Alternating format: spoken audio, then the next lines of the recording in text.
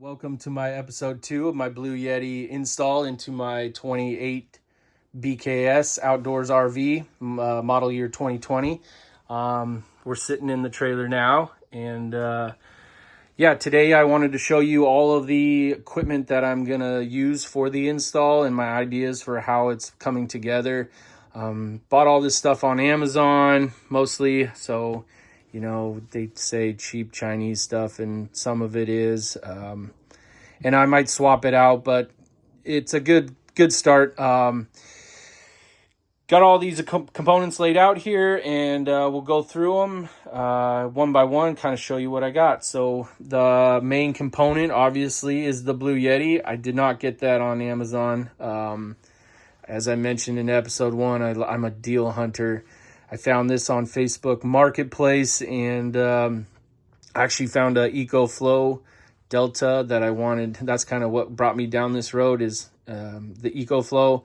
And I think the EcoFlows might be a little better. But anyway, it didn't really matter. They all kind of function the same. I found this guy on Facebook Marketplace, and he was up in Seattle. He's a marketer.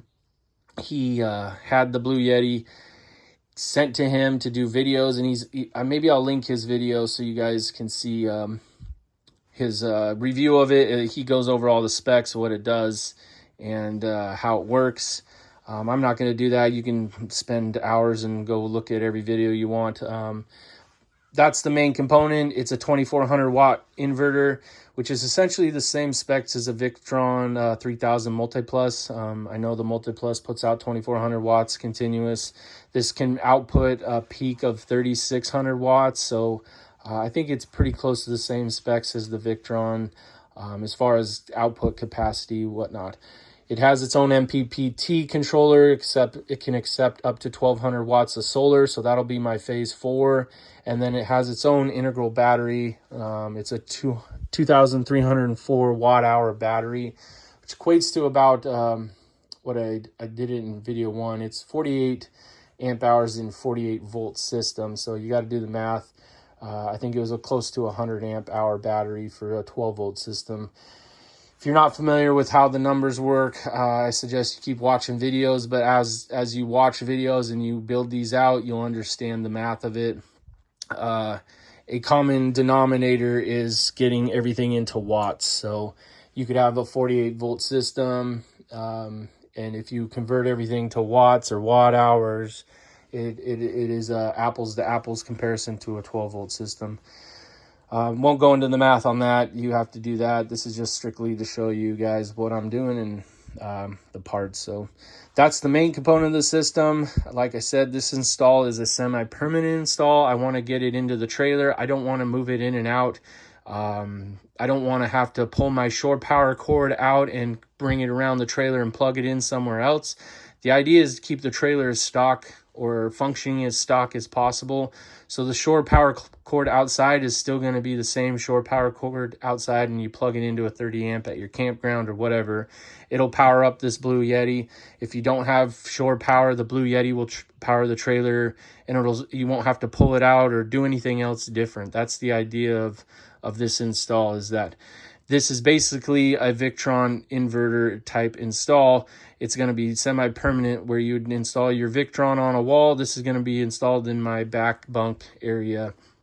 And again, semi-permanent. What the advantages of this system is that I'm going to be able to disconnect the Blue Yeti. It's just going to be mounted in the back under that bunk over there. And if I ever need it for my home, or let's say I needed to share a power with somebody else, I can just disconnect the cables in the back here, pull it out, and take it to my friend's trailer, or take it into my house and use it for a generator there. You can't do that with a Victron system. It's permanently mounted in your trailer. You need a bunch of other components. This is all in one. So I hope to show the advantage of that here in these videos, and that's my idea of that. So as far as parts goes, we'll start over here. I got various junction boxes. I got more over here too. So I got various junction boxes for the install. I needed some to splice in the SO cord to 10 gauge Romex. This box is going to house 3 wires coming in, so it's a little bit bigger. I needed another junction box for the 20 amp outlet. And I have these for junction boxes to tie other things in. This is the 20 amp outlet that's going to power the Blue Yeti. And the power is going to come from shore power, and it's going to be always on. So shore power, even if it's not providing power to the trailer, it's going to be providing power to this outlet, which will then power this and charge it, basically pass through power. Hopefully I can show you that in the video, upcoming videos. So I needed a power cord. That's the next thing we'll talk about. I needed a power cord to plug into the Blue Yeti. I looked and looked and shopped. This one has an advantage because it's pretty flat. I didn't want something protruding out because it's going to be mounted over there. So the slimmer that I can make it, the better. So you can buy these type of plugs, and you can go in and find SO cord at a Home Depot or hardware store. But I figured by the time I bought 5 feet of SO cord, which is more expensive when you buy it by the foot, and I bought a connector. These are about $10-12. I would be into it the same amount of money as just buying a pre-made cord. So I bought this for $25. It comes with 2 ends, and this is 15 feet of cord. The other thing I liked about it is yellow, so it'll be bright and easy to see over here in the closet. I guess just for purpose of, hey, let's be careful of that cord. The other advantage of it is it's a factory connection, not this screw-on connection. I wanted that. Again, we're in a mobile application, so I'm going to take 5 feet of this cord, if that. I don't need a whole lot. The run is not very long, so I cut this in 5 feet. I didn't want to waste the rest of the cord, so I did end up buying a cap, and now I got an extension cord out of it as well. So that was my idea behind this. And you can make your own cord. If you have your own cord at home or you have extra laying around, you could obviously make it for cheaper, but that's why I did that. Over here I have some pass-through outlets. This is a wire brush, and this is going to allow this to pass through the wall. I didn't want a solid, secure, really rigid connection there, just because I might be moving the Blue Yeti or spinning it around. I wanted something a little more flexible, so I bought this pass-through brush, and I think it'll look pretty nice there. Let's see, you need some connectors for your boxes. So these are outlet junction box connectors. They're clamp connectors, so that'll clamp the 10 gauge Romex that we have. Everyone, or not everyone, but I watched some videos, read some stuff. People said that wire nuts aren't great for mobile applications and to use these Wago connectors. So I got a pack of 10 gauge Wago connectors.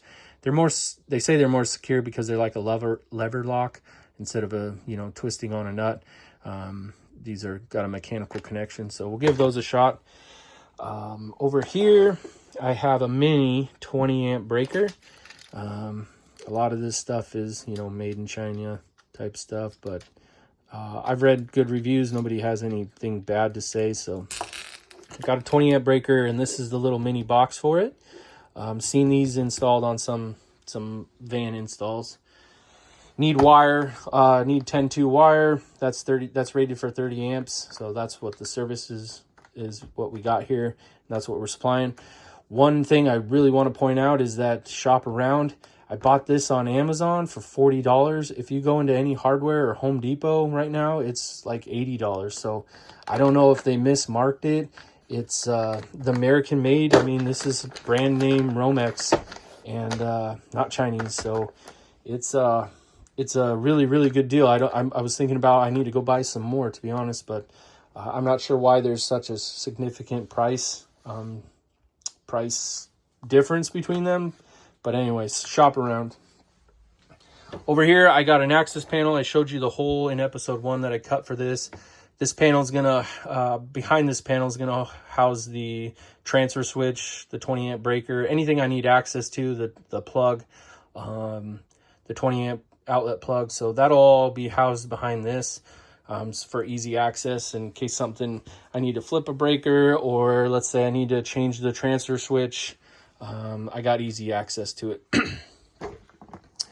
And I think finally, the last main big component is this automatic transfer switch. So again, got it on Amazon. I think it's from China. I've seen another guy install one of these on one of his installs. So I didn't see any bad reviews. I like the design of these things. They're really small. They're meant to go in these boxes, these DIN boxes. So, I mean, once this thing's done, it's a pretty cool looking setup, you know. Look like it's meant for a mobile application, you know. It's not some giant rigid box. And they do sell other transfer switches specifically made for RVs. So maybe that's something that I'll be regretting. But for right now, I'm just going to kind of put this together so you can see what it looks like. But yeah, that's a clean install, you know. This is going to be behind that access panel there. And this is going to transfer power automatically. It's an automatic transfer switch. You can do it manually if you want. You can put it in manual mode. But it's got, 1 is for primary, 2 is for backup power. Backup in this case is going to be the shore power. And the Blue Yeti is always going to be primary power no matter what.